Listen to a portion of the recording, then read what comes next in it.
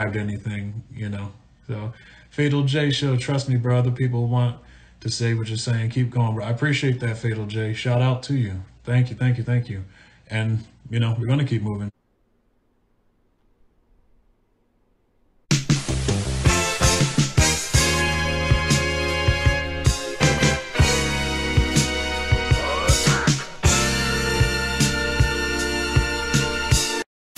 What up, YouTube? It's your boy Fatal J, back with another video.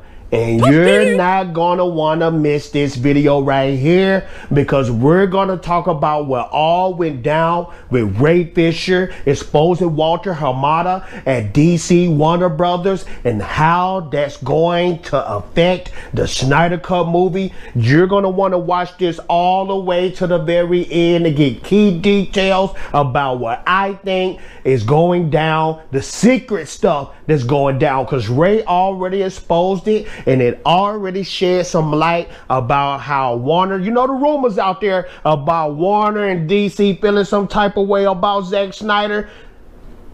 I think they're trying to sabotage Zack Snyder's promotion and how this movie is going to go so they can see no more from Zack, but I'm going to be talking about that. Make sure to watch this all the way to the end. But before we get into the madness, make sure to like, make sure to subscribe, and make sure to hit that notification bell. Because say it with me, ladies and gentlemen, when you hit that notification bell, it makes me feel oh so good, and it makes me feel oh so swell.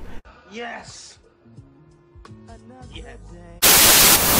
In the description box below, make sure to check out that Ninja Blast comic book email list. Is for free, and when you sign up for that email list, you'll get something free from me. Now, you cannot beat that, ma'am and sir.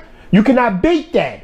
I'm dropping a comic book soon. It's coming on Indiegogo. I want some backers because I want to show you how dope a comic book can be when it comes from me. Artwork like this and artwork like that.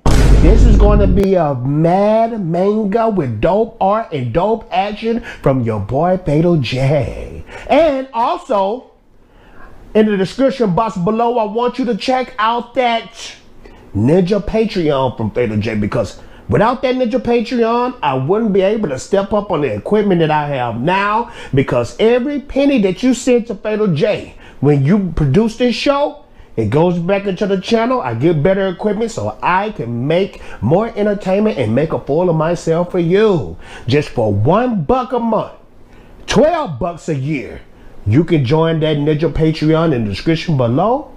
And guess what? For my Ninja Patreons, thank you so much. Before we get into the madness, I want to talk about a dope little article that we saw from your boy Ben Affleck, the Batman that we want to see.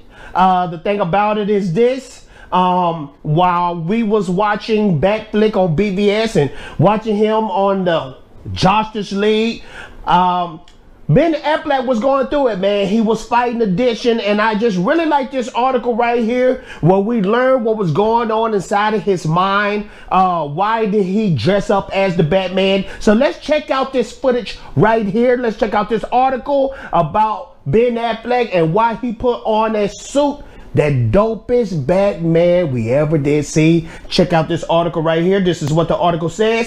It says, I did Batman because I wanted to do it for my kids, explains Affleck, who has agreed to don the Batsuit one more time in The Flash. Notice that, in The Flash, which is due out 2022. Sorry about that. I wanted to do something that my son would dig. I mean, my kids didn't see Argo. He continues, Zack Snyder wanted to do a version of Frank Miller Dark Knight graphic novel series, which is a really good version of that. Unfortunately, there are a lot of reasons why things go the way they do in the movie business, and just because your face is on a poster doesn't mean that you're dictating all of those things. And even if you were, that they would go well, he adds. I wore the suit to my son's birthday party, which was worth every moment of suffering on Justice League. Ben Affleck's son probably had the greatest birthday party of all time if he put on that dope Batman suit. Oh man, Affleck's son, Ben Affleck Jr., you're killing it, sir. You're killing it. Let's continue. Affleck continues. I started drinking too much around the time of Justice League, and it's a hard thing to confront and face and deal with. I've been sober for a while now. I feel really good, as healthy and good as I ever felt. And the process of recovering from alcoholism has been really instructive. I think it's great for people who aren't alcoholics, you know, like, be honest, have integrity, take accountability. Who that sound like? Help other people. It's a good set of things that they teach you. It took me a little while to get it. I had a few slips like most people, but I feel really good, he adds. If you knew how many actors and directors and writers were alcoholics or compulsive in some way, I mean, it's the most ordinary thing in the world in Hollywood. He says, I've worked with actors who showed up drunk, and that was not me. I drank like alone in my living room and just passed out like with scotch, but I got sober. Shout out to Ben Affleck for sharing that world with us. There's a lot of people out there with addictions, man. But you know what? Go out there and get some help, man. Talk to somebody. Everybody is battling some type of demon in their life. But you will be surprised once you share that with somebody. They're going through the same pain. Y'all can relate. Y'all can help each other. This is what planet Earth is all about. It's not about different sides. No, it's not about different sides. It's about coming together and helping each other out. You know?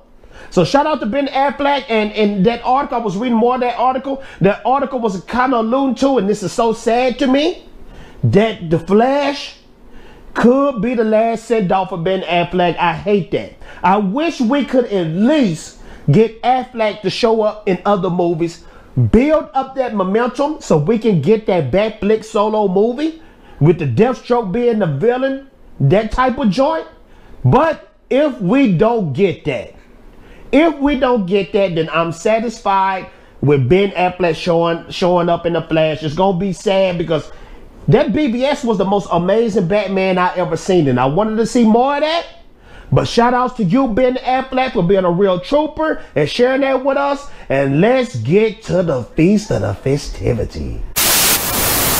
So recently, Warner Brothers, and this is by Ray Fisher's own words, they let Ray Fisher off the Flashpoint movie. The Flashpoint movie, now from what I'm understanding, was going to have a slew of the cast. Cyborg and Flash was going to be like a big team up. And then the things with Ray Fisher was saying with the mistreatment of people like Josh Whedon, John Berg, Jeff Johns, mistreating the actors, treating the actors bad, telling them that they're lucky to be here, and all this type of jazz, and just treating people bad mentally.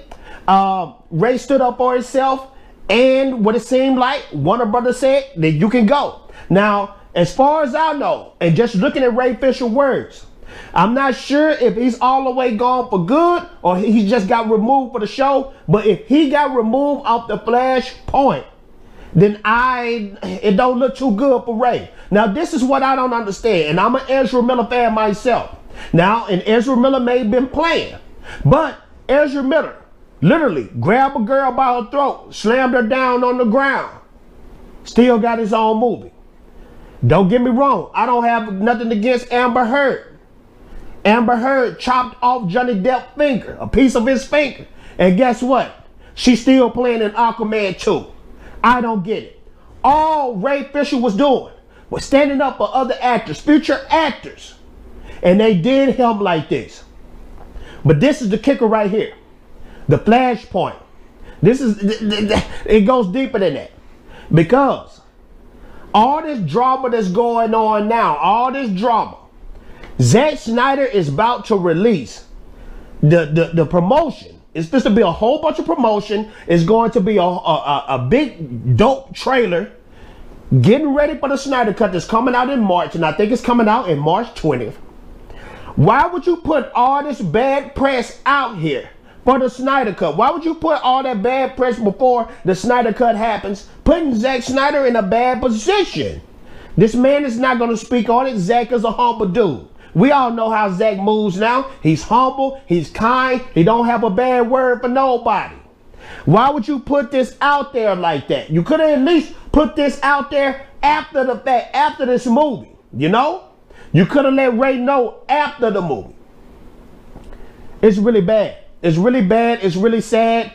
It seems like to me, Warner Brothers, DC, whatever, always had it out for Zack Snyder for some reason. Now, word on the street, Geoff Johns is still with Warner Brothers, so maybe he's still playing that game. I don't know what's going on between Geoff Johns, and I don't know what's going on between him and Zack Snyder. I don't know. But something is real fishy.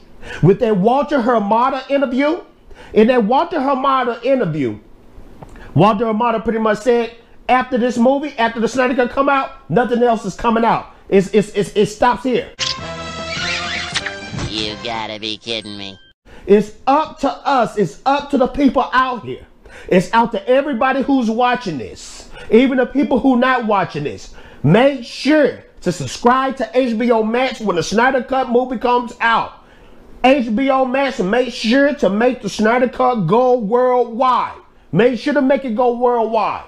Let's blow this thing up to the point where Zack Snyder has so much leverage that Ray Fisher have to come back. Because remember this, ladies and gentlemen. Zack Snyder said Ray Fisher, Victor Stone, Cyborg is the heart of the Snyder Cut movie. Just like that Jim Lee storyboard that shows at the very end where the only surviving Justice League members are Batman, Flash, and Cyborg. Those are the three left standing at the very end of the Snyder Cut movie. The movie is going to leave off on a freaking cliffhanger. We need Ray Fisher. We don't want no recasting. We don't want none of that joint. So this is what I want you to do. I want you to let me know in the description box below. Do you think Warner and DC is trying to sabotage the Snyder Cut movie? Or do you think they did justly? Do you think some of you out there might think they did a good job getting rid of Ray? As for me, Ray is doing what we all supposed to do. Stand up for the unspoken. Stand up for the people who are too scared to speak up for themselves. That's what we're supposed to do. It's called brotherly love. It's called sisterly love. You let me know what you think. Get back at your boy Fatal J. Make sure to like. Make sure to subscribe. Make sure to hit that notification bell. Make sure to join that Ninja Blast comic book because I'm dropping next month, mid-February, and it's going down. Ninja Banish! Do you have any advice for someone, all right, let's just say someone like me or someone like my friend Fatal J who's got a comic coming out and I love like, Fatal J. Hell, Fatal J. Yeah. And when we step to the plate, and when we step to the plate, flawless, flawless. Flawless, flawless, flawless. Flawless, flawless, flawless.